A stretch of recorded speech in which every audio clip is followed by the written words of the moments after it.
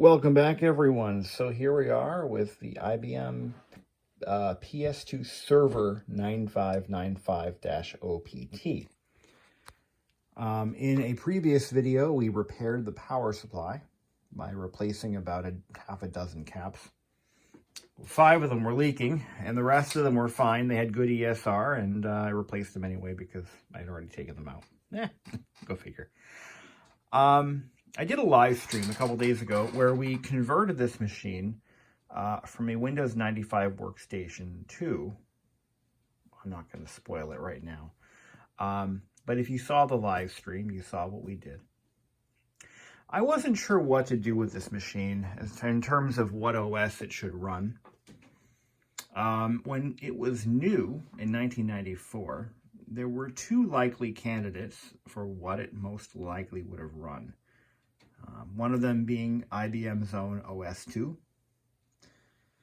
The other one being Microsoft's Windows 3.11 for workgroups. Windows 3.11 for workgroups was, as far as I know, Microsoft's very first version of Windows designed for a server-client relationship. And I do believe Windows 3.1 has some client networking capabilities, but I'll have to explore that. That's one side of Windows 3.1 I never explored. So I now have an opportunity to kind of play with that a little bit. Because I've got the Tandy 425SX. Oh, there's a key piece I missed just a second ago. I just caught myself. Yeah, spoiler alert. We put Windows 3.11 for workgroups on the PS2 server. There you go. Spoil, surprise, spoil alert, too late, now you know. So let's go ahead and fire it up and see how she goes. So as far as getting Windows 3.11 on here, I had to do a couple of things before I even formatted the drive. I had to obtain the original CD-ROM drivers. I could have pulled them off the drive first, put them on a floppy disk and been done with it. I didn't do that. I just said, you know what, we're going to go for broke. So I just went ahead and formatted C. And after the fact, I put a clean copy of DOS 622 on there and a copy of Windows 3.11 for workgroups. And I then realized the error of my ways. The CD-ROM drive didn't work. Now this uses a SCSI chain. I believe it's SCSI 1. I could be wrong, but double check that. But it's a SCSI chain, and that's the SCSI 1 would be 50-pin SCSI. Same exact hardware or same hard drive type that you would find in an LC2. Or any vintage Mac. SCSI was the high-performance cousin to IDE. And if you wanted performance and you were dealing with larger drives, you went with SCSI. SCSI was it, and that's all there was to it. But for everybody else, it was IDE. Being a -OPT server, this one in particular has the Pentium 60 complex card in it, the processor complex. These machines were built to be upgraded. They were built for long life, and they were built to be used hard. These were, I guess you would call them, what would you equate them to in the automotive world? Humvees. These are Humvees. But they're not any less susceptible to aging as any other PC from that time period. Bad capacitors definitely took a lot of these out, and there were some other age-related issues. Hard disk drives routinely fail in these things. Optical drives will still fail. But being a PS2, that just means that they're harder to find parts for, and everything inside it is specialized and pretty much top-notch for its time. You know, IBM used their very own hard drives in these things, and they were built to last. In fact, I find that the IBM brand SCSI 1 hard drives are the best ones to find for your vintage Macs, if you are, like me, really into spin and rust. If you want spinning rust, you go IBM. The Quantums and the Connors, they routinely fail due to rubber bumper syndrome. And you can look into that. It's really a sad thing that they fail because of that one stupid bumper that's inside the drive. It turns to jelly and it gets all gummed up. It's bad news. Anyway, so I thought I'd show you what happened to it, how it runs. We're going to maybe put SimCity on here, but not the one you're thinking. I got the old one for DOS. I still can't seem to get the video card to run in 256 color mode because, I don't know, because God hates me. So we're stuck at 16 color mode. I know it's capable of more, but like I said, God hates me. But I'm going to do a quick check and see if I can find the driver, find a different one. Maybe there's something with the driver that I downloaded that's missing something. I don't know. We're gonna. Well, after some soul searching and kind of reading the manual, RTFM, I found that the driver does not support 16 color mode in Windows 3.1. As a matter of fact, the driver doesn't support Windows 3.1 directly at all. There are no drivers for Windows 3.1 or Windows 95 or 98 that will support anything above 16 color mode for this graphics adapter. And then you might be, if you're not a PS2 guy, you might be thinking, well, golly gee, gosh, gee, willikers, darn it, why don't you just put in a better graphics card? I'm going to have to get all old man on you and say, get off my lawn. No, seriously.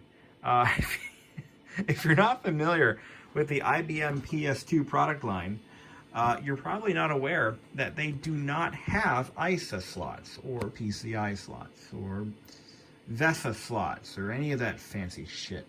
No, these use microchannel or good old MCA. Not the phone company, that's MCI, and it's not the bus company, that's also MCI, and, well, MCA. Microchannel. Microchannel is one of the reasons why I feel that in terms of the collector market, the PS2 is a very interesting bird.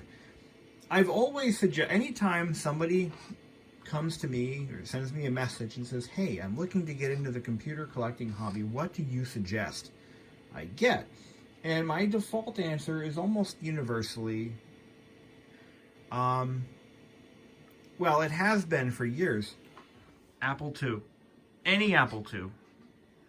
The Apple II is like, they are so easy to work with and so easy to find software for and so easy to find parts for, and they're just so easy and they don't break. They're built from kryptonite. Does that work? Yeah? Well, whatever. They're built well. They don't break down. And other than maybe caps, they're really simple and very modular and very user-friendly. And the software, I can download from, there's one file out there on the interwebs that contains every known title ever written for the Apple II GS and the entire Apple II product line. Contains every single disk image imaginable. And it's like, I think it's like a 1 terabyte file or something like that. Anyway, they are just so fun to work on. Or find yourself an old PC. They're getting expensive, but they're out there. You know, they're getting a little pricey. Or get yourself an old iMac. Perfect entry-level starter piece or computer for the budding collector. There's other options as well. Tandy 1000s.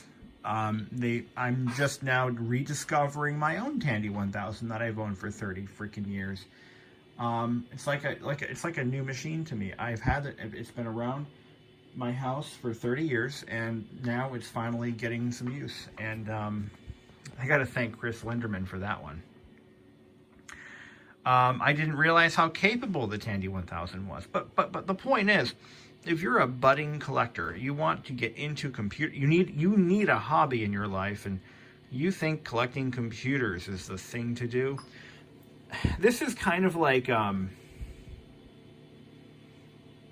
once you've gone through your Tandy phase and your Apple phase and your old Windows 3.1 and DOS phase, then it's time to get in bed with a PS2, because these are a bear. I've owned a PS2 for quite.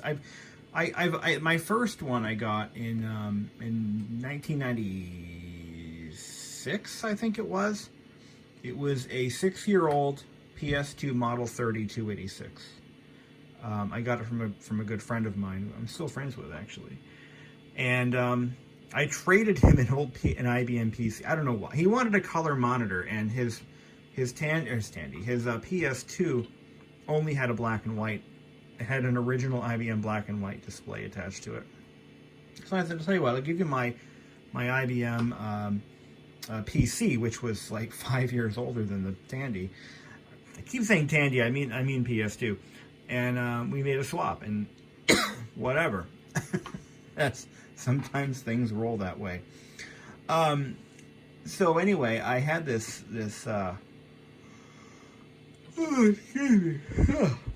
I had this PS2 Model 30, which just happens to be the only PS2, by the way, that actually uses a ISA slot expansion bus. The only one. But for the most part, PS2s are they're special because they don't use. I don't think any PS2 ever produced had an IDE hard drive in it. The Model 30s, they had this wacky custom connection.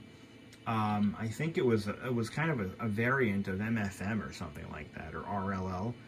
Then the Model 80s, I think those are RLL drives, and then when they started getting into the higher end models, the 70s and the 95s and et cetera, excuse me, I believe those used mostly SCSI.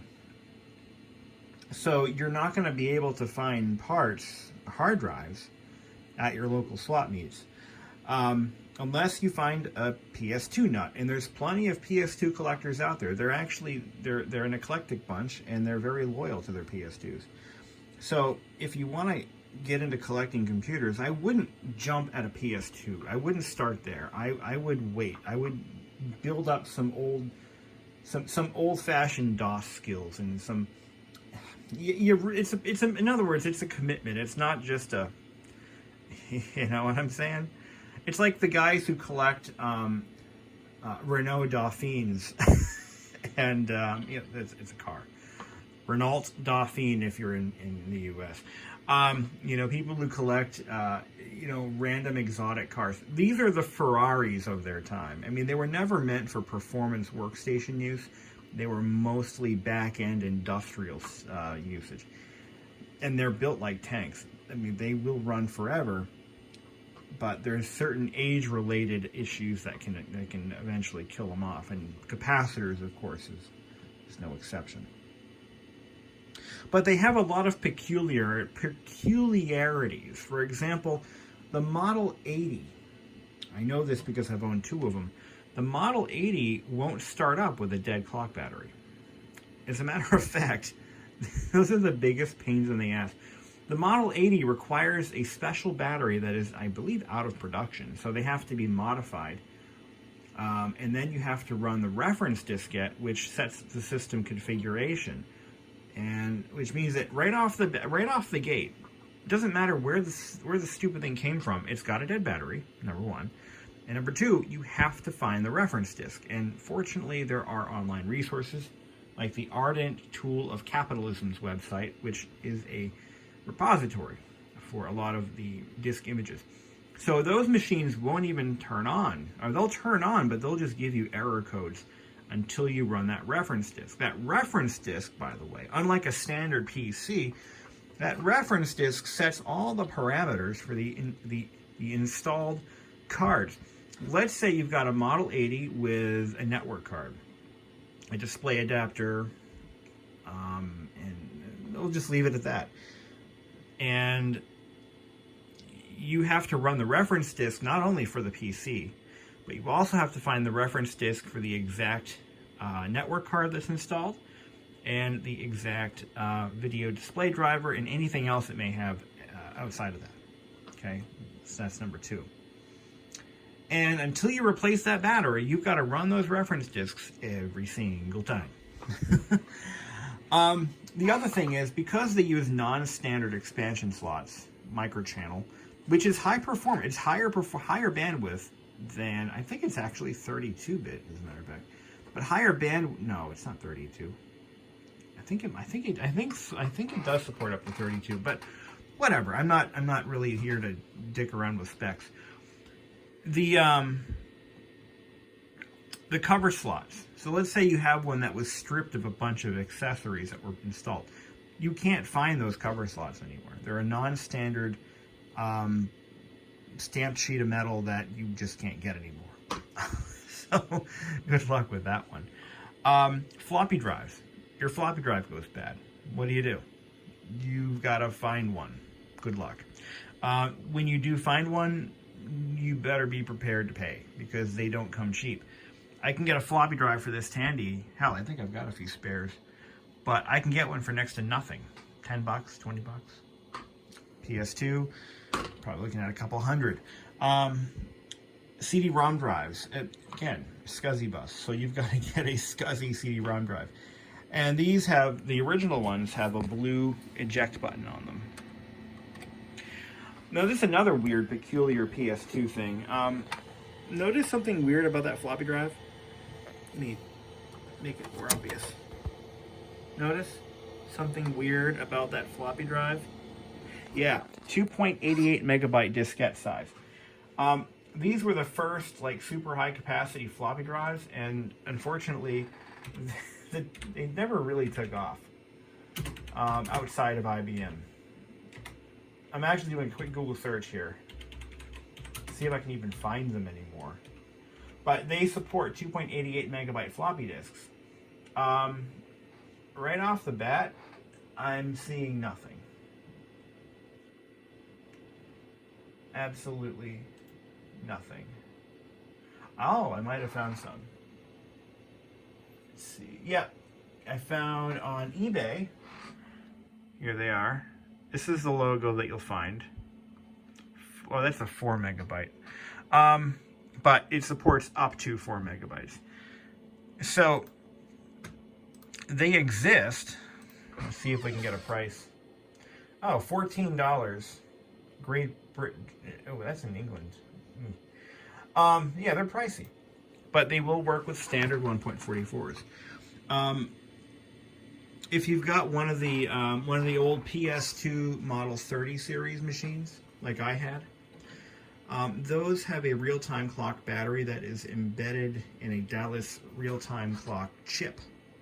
And there are ways to replace those batteries, but they're quite destructive. The actual Dallas chips are unobtainable. You can't even get them anymore. So there's just a lot of things with these machines that take a little bit of skill. This is like level 2, level 3 collector madness level stuff here. If you just want to collect vintage stuff and you want to start somewhere, unless somebody gives you one of these things, I wouldn't go looking for one, because unless you really want a challenge. I mean, some people really love a challenge, and I respect that. Unlike Wang's, unlike Wang Computers, Wang Laboratories was actually very close to where I live. These don't use non-standard keyboards, mice, and displays. As a matter of fact, you can blame the PS2 for bringing the VGA port, the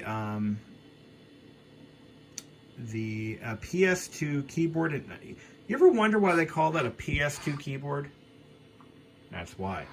So the IBM PS2 was the debut for the PS2 port, hence the name. Hey, you learned something today. I hope most of you already know this, but some of you don't, and there you go. But the VGA, all PS2s had VGA ports, as far as I know. And I think it was the first commercially viable computer to have VGA across the board. For the most part, in 1987, I believe EGA was the high performance choice for the masses. But with that, and this, PS2s are starting to go up in price. They're getting rare and they're getting expensive. Last I checked, a 9595 server like this one retails anywhere from $500 to $3,000, depending on options and condition and completeness and all that.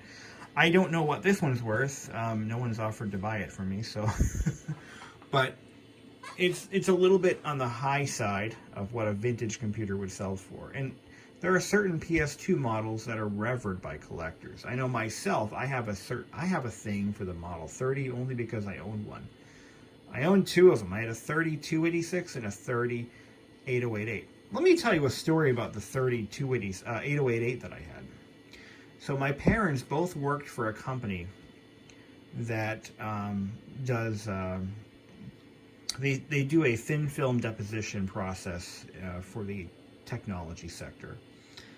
And they have a machine that is, it is a plasma cleaner or it uses plasma for something. Anyway, it's an industrial cabinet type machine that is driven by an IBM PS2 model 30888. That's the one with the red switch on it. That machine was in continuous operation. I can confirm this, but it was in continuous operation from the mid 1980s well into the mid 2000s. Maybe I think it was shut down sometime in like 2015. Continuous operation. The computer that was on this rack, my dad actually was working in the maintenance department, and he pulled it for me. He said, I'm going to pull it when I asked him, I said, I was walking around the shop with him, helping him with something, and I said, when you guys scrap that thing, I want that PC. He's like, why? I'm like, just trust me, I want it. And he gave it to me. When I did a video of that machine not too long ago, I think this is like probably about 6 years ago, and it was in remarkably good condition. It was in a filtered cabinet, but all the production dates of everything inside, if I recall, it was all original. That's what makes the PS2s good. They were built to run. Absolutely.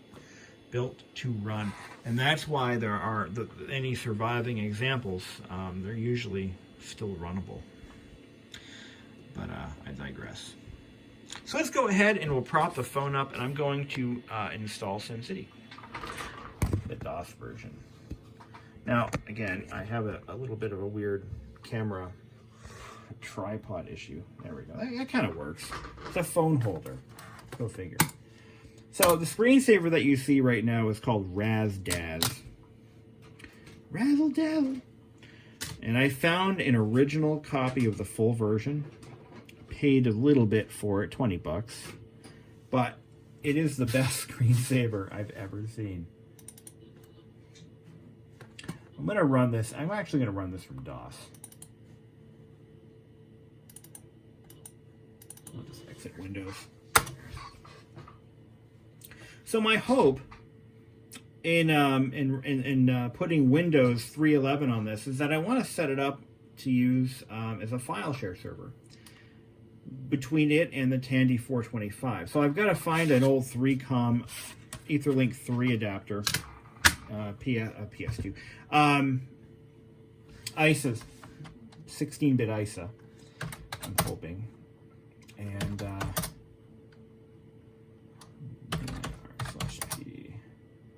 I think there's an installer on here. setup, INF. Setup, LST. Looks like there's some corruption there.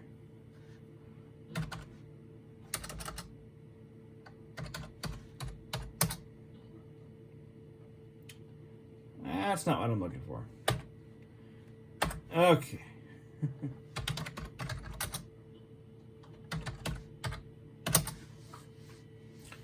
Let's find the executables.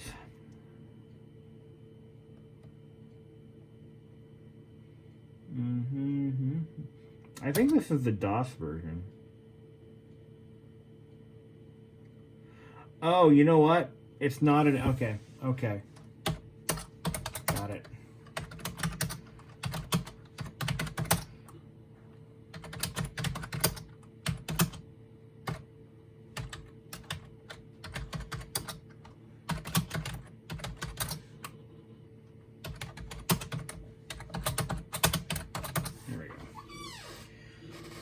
It's actually a, it's just a copy of the entire SimCity folder, which doesn't require an installer of any kind.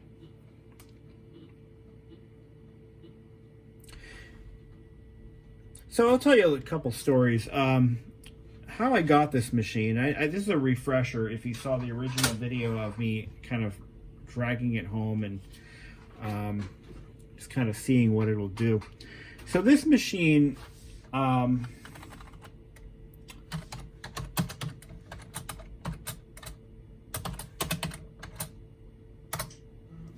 this machine came from my first employer, which was a, these look like they're compressed.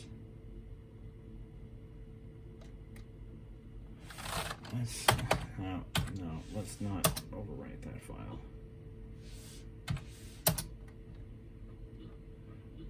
I think there's some, yeah, there's got to be,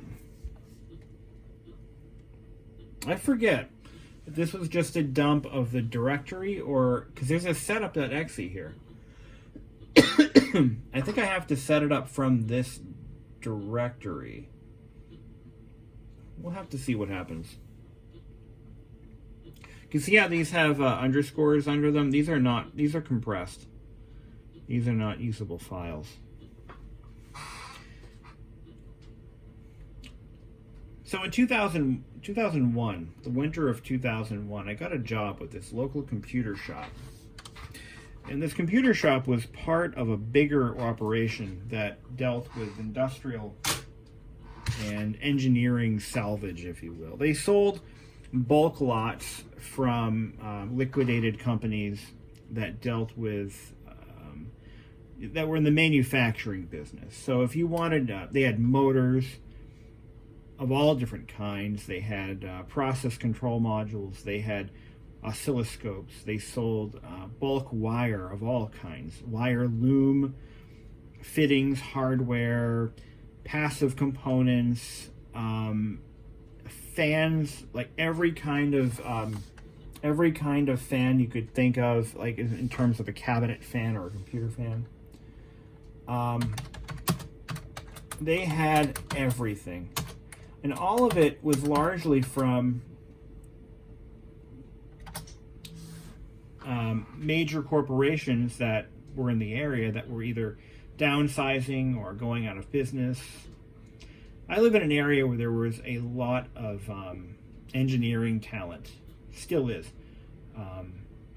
You know, we had a very thick history of being a great place to start a company and take advantage of lower taxes. New Hampshire is a great place to live and a great place to work. At least it was. And so as such, we attracted a lot of the engineers that trained in MIT or Worcester Polytech or some of the higher end minds of Harvard. They would come up to New Hampshire and they would open up manufacturing facilities and such. So we had a lot of that in this area. A lot of companies coming and going. And what happens to all that industrial salvage? It gets bought up and resold.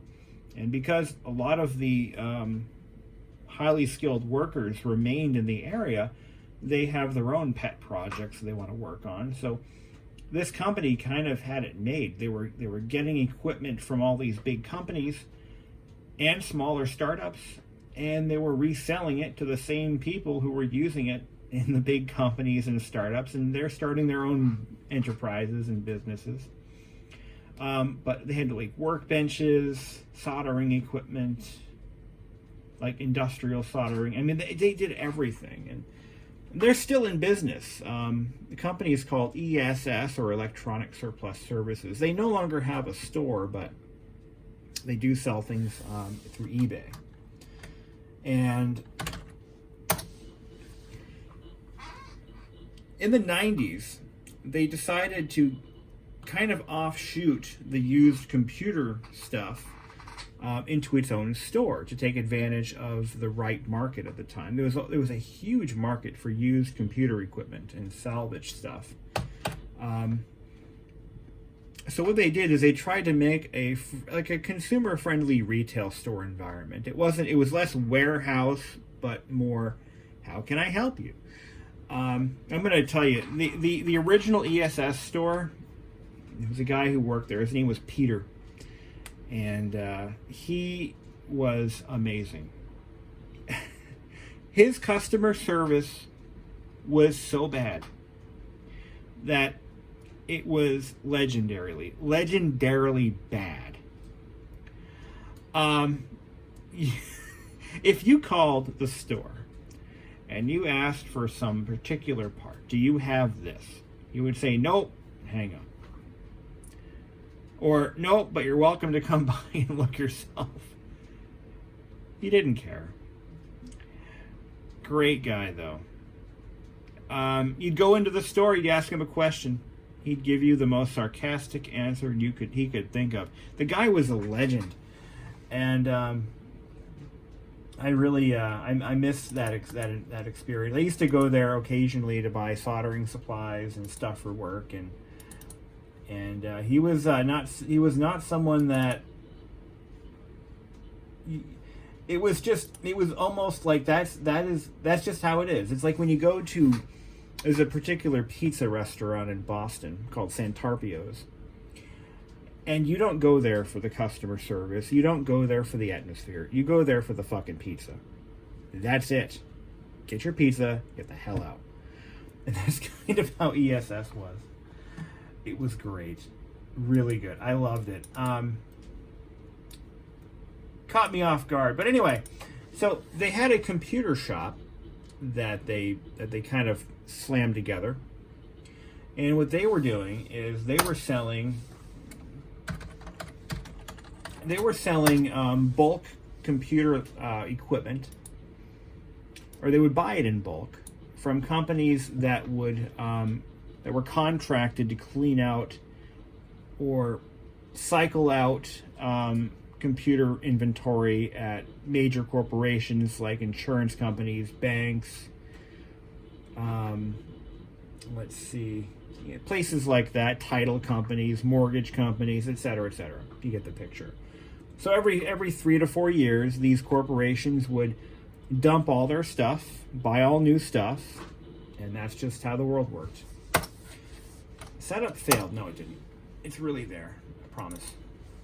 Yeah, see? Told you. Oh, it's got music.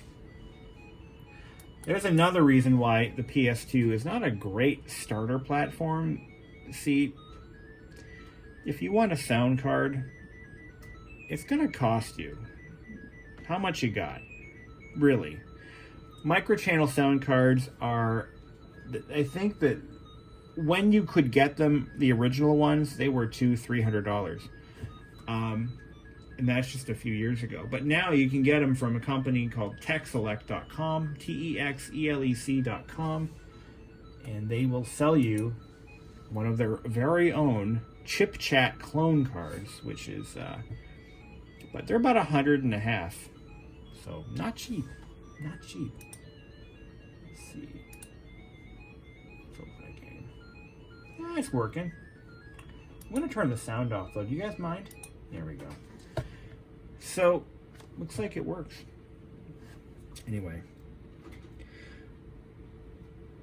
So this computer store, they would sell, what they would do is they would receive pallet loads of equipment, and they would clean it up, erase the drive, and stick it on the shelf, hook up a monitor, and run that razzle-dazzle screensaver that I just showed you. The systems had no OS at all. They just had command.com and the screensaver. And you would buy them for, you know, let's say a brand new computer from Computer City or CompUSA or hell, even Best Buy. If you wanted internet access at home, you had very few options. I mean, well, I'm going to stop this and start that again. So in the mid-1990s, there was a kind of a booming market for inexpensive computers for consumers. Not only were they useful for schoolwork, but they were also a great way to get on the internet without spending $1,500 on some brand new Packard Bell. I had a neighbor who, they didn't have a lot of money, but they managed to buy the family a computer, and it was $1,700. It was a Packard Bell. And that was in like 95. So, and that was in 1995 dollars, mind you. So computers were a significant expense for the family. I mean, they were once a big purchase. You know, families would budget and save to buy cars and houses. The next best thing was a computer. That's just how it was. Nowadays, they're basically throwaway garbage. You buy it, use it for 2 years, and throw it away. It wasn't really the case back then. You had to squeeze as much life out of that $1,700 piece of equipment as you could, because it was chances are it was the third most expensive item in your house. So what with all these used computers, right? So Electronic Planet realized that ESS realized that there was a huge market for used computer systems, and they could get them from the brokers or from the auctions at, you know, for about $150 a piece. And what they would do is we'd just clean them up, mark them up a little bit, put them on the shelf. People would buy them. And for years, that was a very solid business model. You take a computer, you buy it from, I don't even know what they paid for them, but they would buy them in bulk, and some of them didn't work. Some of them needed repairs. Some of them were perfectly fine to use. You know, that's the cost of buying stuff off a pallet. You never know what you're going to get. So I got a job working there I think it was in my sophomore year of high school, 2001 or so. It was my first real job. I worked weekends. I made $88 a day. No, I'm sorry, $88 a week. And to me, that was good money for a kid. That was my take-home pay, $88 take-home pay. At the age of, what was I, 14? I was 15 years old. 15? Yeah, I was about 15 at the time. And it was a good time. It really was. I enjoyed it very much. I'd go in. I worked with one guy. He was his name was Brian. He was a very interesting man. He was a 12-year Air Force vet, and he had a lot of stories to tell. He was kind of dark. His humor was very, what do they call that?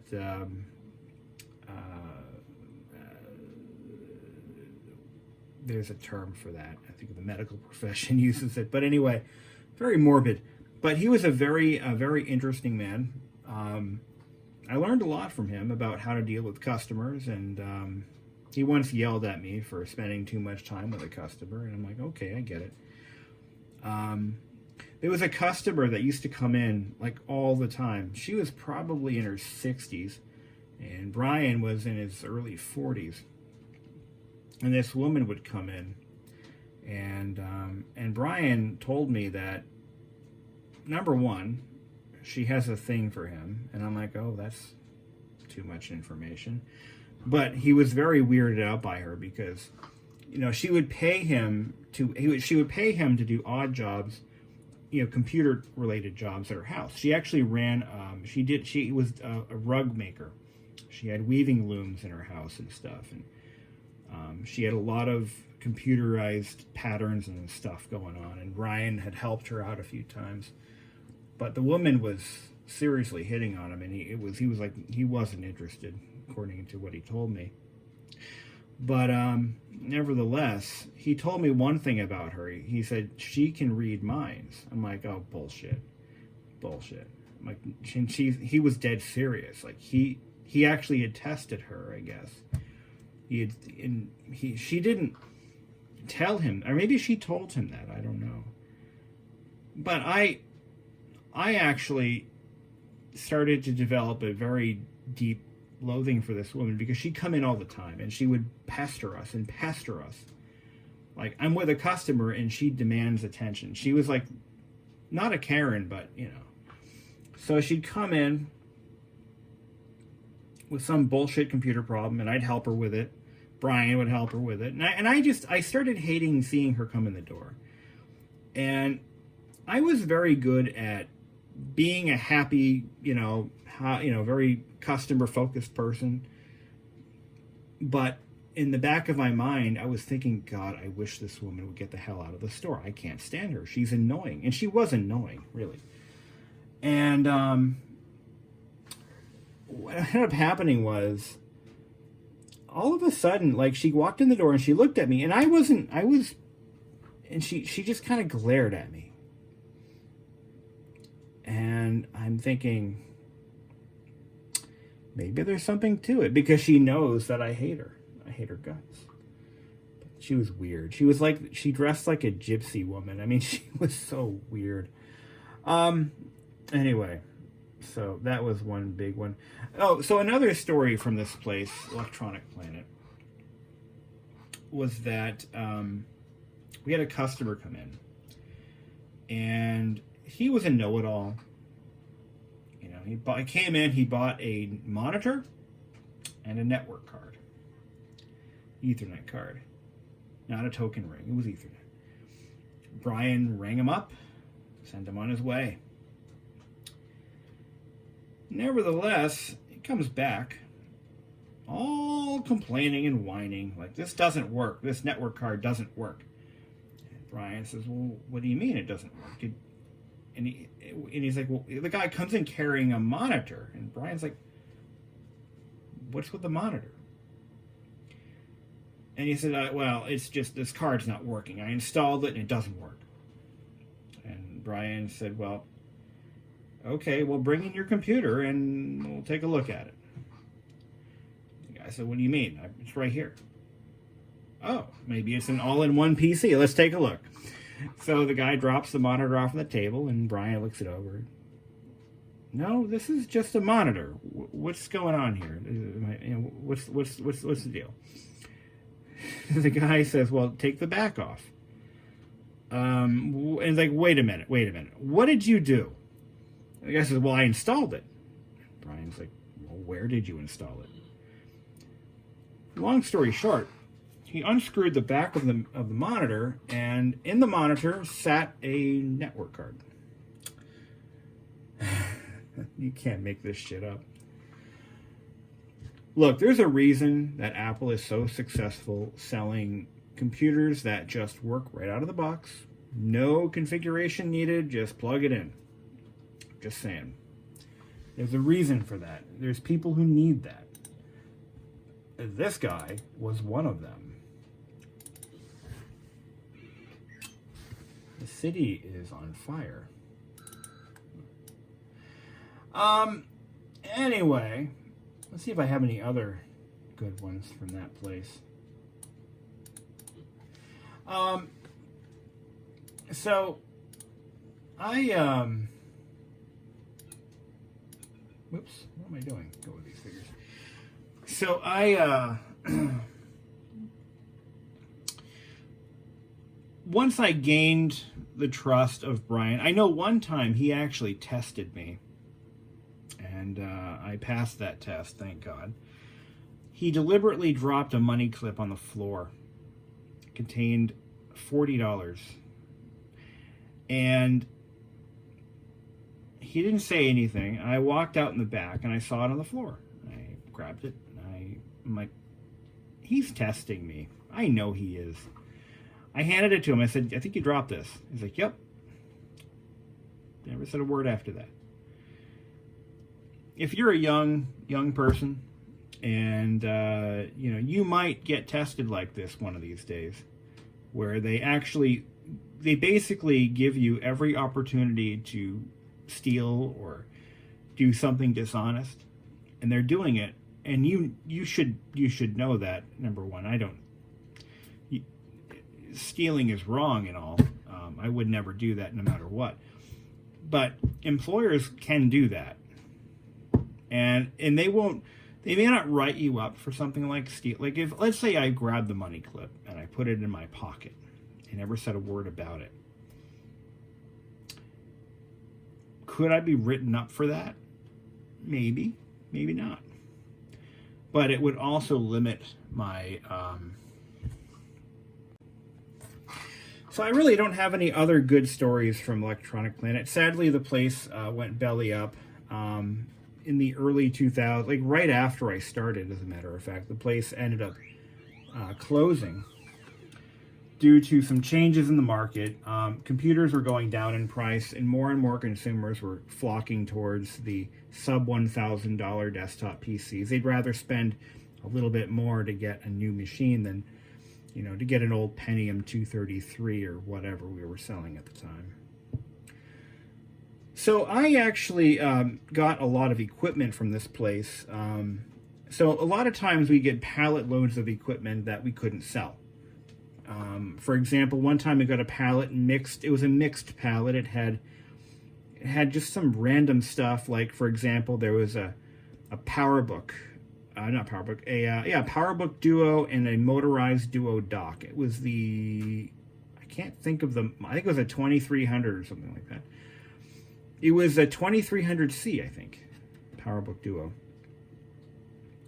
And whatever the last of the PowerBook Duos, the PowerPC ready ones, yeah, we didn't sell Macs. So Brian said, well, we can chuck it. And I said, well, I'll take it. And he says, okay, put it in just take it. And I said, okay, perfect. I took it. So that's how I got my PowerBook Duo. It needed a complete display housing replacement, so I ended up scrapping it. I couldn't get parts at a cost that I was willing to pay, and they really didn't have any value back then. Unlike today, where it's probably worth $700. But back then, nobody wanted a PowerBook Duo with broken hinges. So another time I got an IBM PS2 portable. You guys are going to hate me for this, but this is also back at a time when they really weren't worth anything. And my parents wouldn't let me, I was living under my parents' roof, you got to understand, and I couldn't just have stuff for the sake of having stuff like I do now. So unfortunately, that was a short-lived, I think I put OS2 Warp on it, and I was going to play with OS2 Warp, but then I got sidetracked with other things, and we were actually getting ready to move, and so I ended up scrapping it. Unfortunately, I didn't want to do that, but I didn't have a choice. The other one time I got an IBM PS2 server model 9595, and that's what you're watching right now. So yeah, that's a long-winded story. I actually told it better the first 3 times I shot this video. It was a lot more detailed, more dramatic, but I'm reaching a point where, whatever, it is what it is. So the model 9595 that you're seeing right now, that you're watching me kind of mess with here, this was the last machine I got from that job, and it was saved 3 times from the scrap heap. So the first time it was saved was when I picked it up and took it home after we determined that it couldn't be sold on the sales floor over at Electronic Planet. So I took it home with me, and again, I just kind of sat around and collected dust. And then, as I was saying earlier, we were planning on moving. So I had to do something with this machine. I couldn't take it with me. There's no way my parents would let me. So I had a friend who was working in the high school tech department like I was. So we were students, but we had developed a rapport with the technology department, where we worked in the summer for a paid job doing odd jobs and running cabling and doing all the grunt work that the district technician didn't want to do. And during the school year, we didn't have a paying gig, but we were able to earn our required community service hours by working for free for the tech department. So it was it just worked out perfect. And for myself, it got me a lot of useful experience in working in K-12 education, specifically in the tech department. And that's how I landed my current job, actually. Based on the experience that I got working for this school district, I was able to get a job at another school district. It was probably one of the best decisions I ever made in terms of my career path. But we also formed a small computer club. I really wasn't part of that club. I was just kind of an honorary member. Reason being is I had no interest in programming, and that's what the club was all about. So my friend Ryan, he needed a machine to use for some C++ experimental lessons and crap or whatever he wanted to do. And I said, hey, you know what? I am about to throw away this Pentium 60 server. You can have it. And he agreed. He says, well, price is right. So I gave it to him. And he used it for his purposes, and eventually and myself, we ended up moving at the end of my junior year. So when I went into senior year, it was in another high school. So Ryan graduated the same year I did in 2003. And he ended up bequeathing this server to another mutual friend. His name was Ken.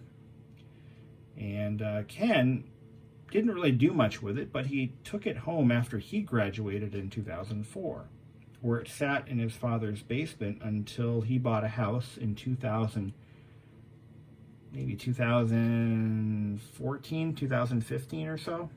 Maybe it was later than that, 16. And he brought it to his house, and it sat in his basement. And then he calls me up and says, hey, I've got this machine. Do you want it back? I'm like, at first I didn't know what the hell he was talking about. And I'm like, what machine? Describe it for me. And then I realized, oh, wait a minute. You have that? Really? Yeah, I'll take it back. Absolutely. Make a great video. And here we are. The Model 9595 OPT. Back in my possession.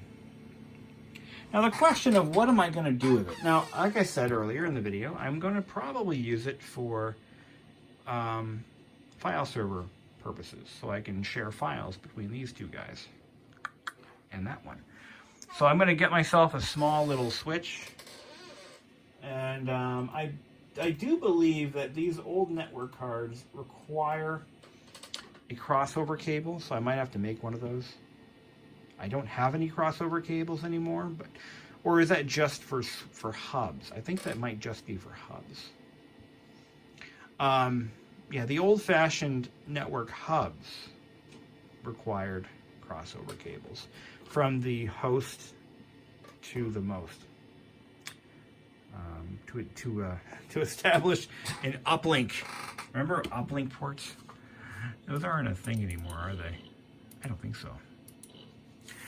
Anyway, so that's probably what I'm going to do with it. But you know, I would consider you are in the north. If you're anywhere near New England and you really want to own one of these,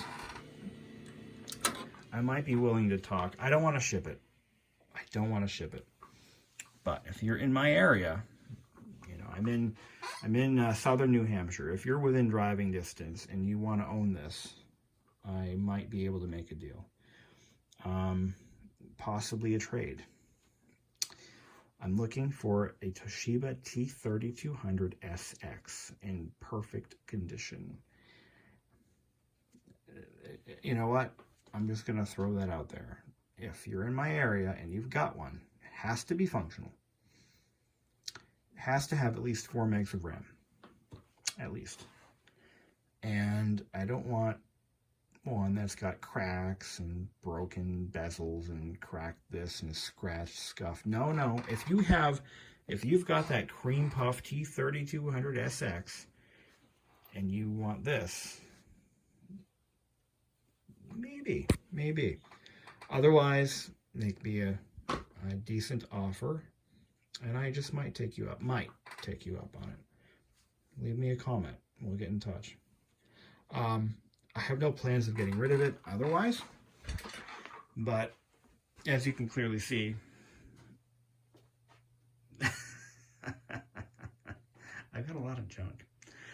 No, I got a lot of stuff in here, and I don't need another Windows 3.1 workstation or a server, but I've got one. Otherwise, I'm not going to put it on eBay or anything stupid like that. I don't want to ship it. That's the problem. I don't want to ship it. It's just going to cost too much, and it's going to get damaged. The way they manhandle packages these days, this thing is going to, if I sold this thing and shipped it, it would arrive in 5 pieces. It's just not worth it. The only defect on this machine is, well, there's 2. The front bezel is missing one of the clips on this side, but it's attached over here. And the it has a security cable attachment on the back that is cemented to the back cover, and I'm not even going to try to get it off because I know it won't come off cleanly. Other than that, oh, and it's missing the base. There was a base that went on these, and that's long gone. They're hard to find. They're very hard to find, but just as these in any condition are hard to find. So, but you get the joy in knowing that it was completely recapped. Power supply was recapped, so you don't have to worry about those. They're done. And I think primary and secondary stages. I think there were 1 or 2 that I left alone, but the 5 that were leaking, they're gone. So you don't have to worry about that. And it's got a new clock battery. This one happens to use a coin cell CR2032. Just popped in a new one. Good to go. Anyway, until then, folks, you guys have a terrific night, and I'll catch you on the other side.